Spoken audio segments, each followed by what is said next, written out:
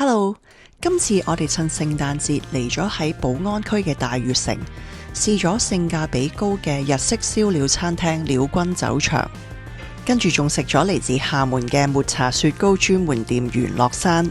最緊要嘅就係去咗玩 Party Day Mega。事不宜遲啦，我哋即刻去片介紹啦。我哋咧就過咗關，嚟咗深圳灣口岸，深圳嗰邊啦。咁本來咧就諗住搭嗰啲直通巴咧去埋大悅城嘅，但係咧我哋去到個站嘅時候呢，個車都未到，咁所以咧我都唔想等咁耐咧，就喺度 call 咗車。咁而家等緊嘅車嚟咧，我哋就去大悅城啦。搭地鐵嘅話，可以搭到去靈芝站揾 E 出口。我哋而家嚟到大悅城啦，咁大約咧如果搭的士咧就係30分鐘到啦。喺架車未到嘅時候呢，我喺 WeChat 嗰度嗌咗杯咖啡。間鋪頭就叫做 LPA。一嚟到先發覺呢，佢除咗係一間 cafe 之外呢，仲係華南首家嘅超級跑車文化旗艦店啊！中意跑車嘅朋友呢，就一定要嚟睇下啦。佢除咗有好多唔同款式嘅珍藏跑車模型，仲有鎮店之寶真嘅法拉利俾大家參觀。睇完呢，攰又可以喺嗰邊坐低飲杯嘢。每一杯咖啡都會跟一張呢啲卡，上面會印有咖啡豆嘅資料。我試咗杯鮮奶咖啡，味道都唔錯。喺美團買呢，可以有22蚊人民幣嘅優惠。呢個商場有個特別嘅地方呢，就係 LG 嗰層係切開一忽忽嘅，每一忽呢都有幾間鋪頭啊、餐廳咁樣。而家呢，我哋就出翻去室外嘅位置，再由8號門入翻嚟。我就見到呢，我哋將要去食飯嗰間日本餐廳啦。一入到嚟呢，原來就已經係 LG 喎，反而唔係 L1。咁我哋而家落一層呢，就係 B1 噶啦。B1 就會比較多嗰啲精品店啊，啲古靈精怪得意嘢睇下嘅。我哋睇一陣呢，先去食嘢。一落到嚟就見到無印同埋一間賣化妝品嘅鋪頭。嚟咗大悅城呢，就梗係要去呢個好特別嘅打卡位度影翻張相先啦。其實呢一間都係一間賣首飾嘅鋪頭，但係大家都好似掛住睇嗰個公仔，就忽略咗佢啲首飾咁樣。過咗嗰個大公仔之後呢，就見到一連2間嘅賣精品嘅鋪頭。小朋友見到就最開心啦，不停喺度揀手信俾啲同學仔。嗱，呢啲精品店呢都幾得意嘅，幾多嘢睇嘅。咁最緊要就係今日嚟呢，雖然係平安夜啦，但係可能呢度佢冇假期，所以咧都係冇乜人嘅，可以慢慢行咯。我諗真係好過星期6日嚟好多。呢啲咪真係好似我哋平時玩劇本殺嗰啲遊戲呢？但係如果你買翻屋企玩一次，知道晒個劇情，你就唔會想再玩噶咯。所以都係要俾錢人哋賺。而喺呢度隔離呢，就有間幾大嘅 mini show，仲有一間卡遊。我哋都係卡遊嗰度呢買咗啲遊戲卡做手信。對面就有盒馬先生。我諗冇人會擺寵物喺個籠度啩。喺 B1 嘅其他地方呢，就有唔同嘅餐廳啦、茶飲店同埋賣小食嘅地方，仲有呢個 food court。上多一層呢，就去返 LG。一上到去呢，就見到一間野人先生嘅雪糕啦，同埋呢，就有一間幾大嘅寵伴伴，專賣寵物用品啦，而且呢，仲有呢啲狗仔賣添，一隻呢，就都要4位數字啊！呢部分嘅 LG 呢，就主要係呢幾間鋪頭啦，跟住我哋又出翻室外嘅位置，揾翻8號門入到去呢，就見到我哋而家去食晏嘅日本餐廳啦。佢係一間專食日本串燒嘅地方嚟嘅。佢就分咗一啲吧台嘅位置，同埋呢有啲獨立房，可以坐到大約4個人。我哋喺美團嗰度呢，就訂咗一間房啦，咁訂房嗰度呢，就係你要100蚊訂咯，但係如果你到時候去呢，就唔使俾訂。但係呢，我嚟到先發現呢，原來係有最低消費係800蚊。我問咗嗰個侍應呢，佢就話可以 waive 到我哋唔使有最低消費，不過呢，就唔可以用美團嗰啲優惠，要用翻佢正價咯。體驗下一間房呢，咁我哋都揀咗繼續喺間房嗰度食嘢。我哋就嗌咗個壽喜燒啦，試咗佢唔同款嘅串燒，包括一個叫做鴿子腿嘅，啲嘢食都算幾好嘅。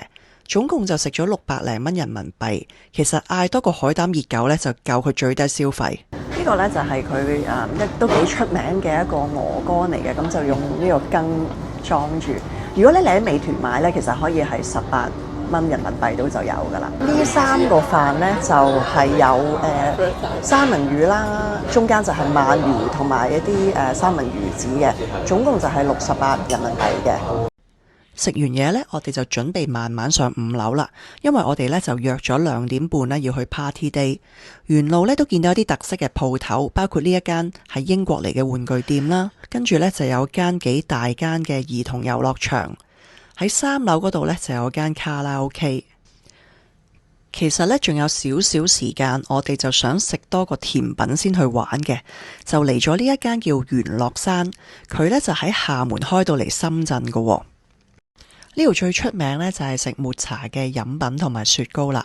我嗌咗呢個呢就係有一啲抹茶嘅奶蓋加大紅袍，另外就試咗佢呢度出名嘅3球雪糕，係有唔同濃度嘅抹茶噶。呢個商場呢可以揾到啲深圳其他商場冇嘅餐廳，例如呢間來菜啦，就係出名武漢嘅蓮藕湯。喺活動方面呢，佢都有唔少選擇嘅，除咗有得做 gym 呢，仲有得打拳、玩密室逃脫、打網球，仲有得夾公仔。喺3樓呢，仲有間幾大嘅秘書店，而喺書店隔離呢，就有間 DIY 嘅手工坊，可以做啲陶瓷啊、首飾等等嘅手工。終於都上咗嚟5樓啦，我哋就準備入去玩 Party Day。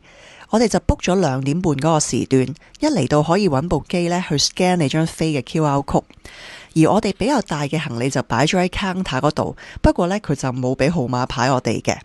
入到嚟一見到呢排 locker 呢就滿晒噶啦，不過唔使擔心，因為裏面呢仲有唔同地方都有幾多嘅 locker 嘅，暫時都應該會夠用。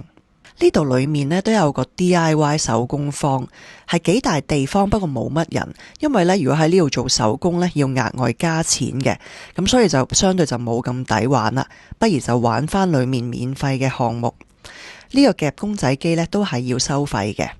我覺得呢一間 Party Day Mega 啦，同喺萬達嗰個 Party Day 最大嘅分別呢，呢度係用多咗VR 同埋 AR 咁樣呢去玩啲同運動有關嘅項目，有啲似喺香港啟德嗰個 Joypolis 嘅。呢個 Party Day Mega 呢，由於佢佔用咗商場嘅4樓同埋5樓啦，所以佢有個幾高嘅攀石場。比起萬達嗰個 Party Day 呢，我覺得呢個係細少少嘅，而且呢係冇得玩高卡。但係佢呢度都有其他嘅揸車遊戲，包括係控制頭先嗰架紅色車啦，或者一啲電腦嘅揸車遊戲，亦都有啲係好似揸緊電單車咁。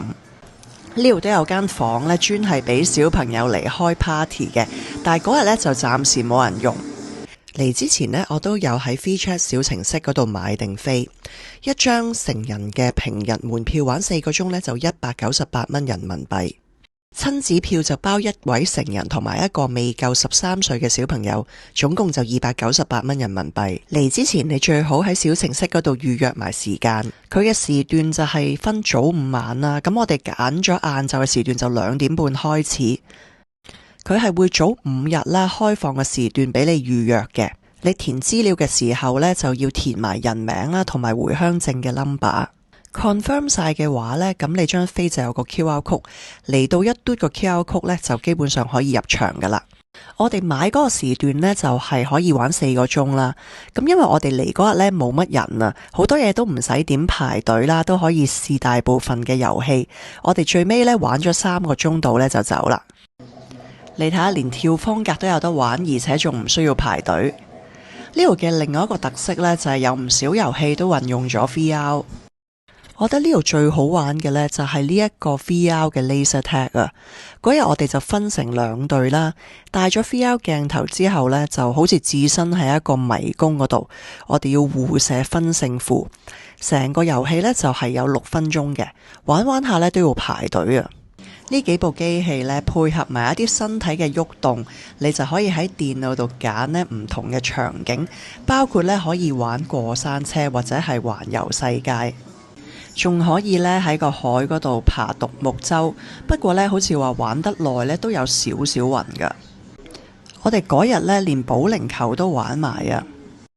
玩完 VR 之後呢，我哋就過咗嚟玩保齡球，咁係等咗一陣啫，咁好快就可以有得玩啦。咁我哋4個人呢，佢就俾咗1條 lane 我哋。呢個都算係一個正式嘅保齡球場啦，咁佢有保齡球鞋借俾你嘅，小朋友都可以玩，佢會有啲輕啲嘅波，同埋有一個瞄準嘅斜度啦，方便小朋友玩。最特別嘅係呢，佢竟然係要求你着防線襪喺個保齡球鞋裏面，唔記得帶呢度都有得賣嘅，係10蚊對。如果要入嚟呢啲繩網啊、彈床裏面玩呢，當然都係要着防線襪啦。不過要玩呢啲呢，都要有一定嘅勇氣啊！你睇下嗰個 zip line 呢，其實真係相當之高噶。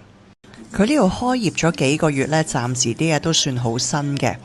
而 VR 嗰度呢，佢有個即棄嘅面罩俾你戴住啦。大家用完之後呢，佢都會稍微清潔一下嘅。大致上衛生程度，我覺得都 OK。我上次去萬達嗰個 Party Day 呢，都係平日去啦，相對人流呢，嗰度係多啲嘅。做完咁多運動之後，攰攰地呢，可以喺度揾個位呢，打下機休息下。臨走嘅時候，仲撞到佢其中一個吉祥物。喺 Party Day 行出嚟冇幾耐呢，就見到呢間好夾來啊，令我諗起呢好味嘅大夾飯。不過就唔知有冇大夾飯咁好啦。呢一層呢，仲有個搞婚宴嘅地方，入去睇下呢個環境都唔錯，幾靚啊！跟住我哋就由5樓直接搭到落嚟 B1，又見到幾間茶飲店。臨走可以喺呢度買埋手信，佢好多糕點呢都可以俾你試食嘅。而呢個鋪位呢，亦都係最近通去地鐵嗰個出口，即係 E 出口。我哋嗰日離開嘅時候就搭咗地鐵嘅12號線去福永站，因為我哋嗰晚住咗同泰萬怡酒店。大悅城同埋呢間酒店都係喺寶安區嘅。第2日，我哋就去咗距離酒店20分鐘車程嘅前海華發冰雪世界嗰度滑雪。想知道嗰度有幾好玩，記得睇返我段片啊！多謝大家嘅收睇同埋 subscribe 我嘅 channel 米之遊。我哋下段片再見啦，拜拜。